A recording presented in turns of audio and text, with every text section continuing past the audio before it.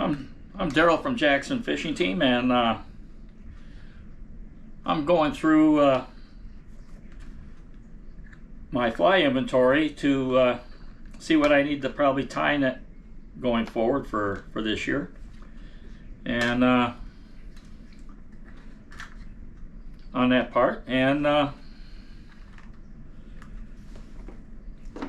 you know, just getting ready for the season coming up.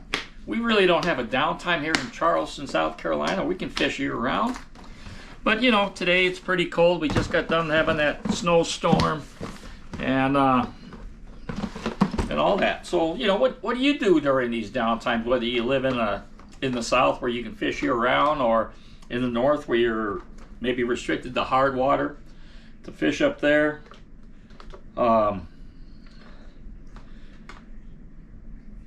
On that whole thing. So let's talk a little bit what I do, you know, besides doing this thing here, figuring out what flies I need to tie.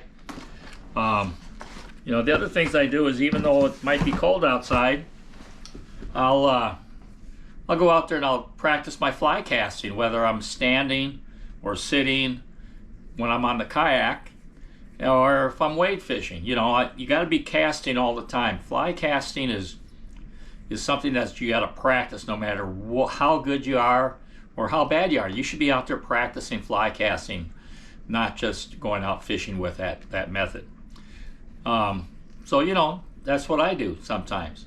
And then the other thing is, I'm inventorying. I'm going to be tying some flies and on there. And then, you know, I'm not sure what else there, but you know, it's what we do down here in the south. Is we primarily do a lot of fishing, but I just want to cover that. So I do some casting, I do some checking out my fly inventory to make sure I have at least a minimum of 5 flies of the same style, because you know, you never know, you might lose that fly and what other flies you have might not work.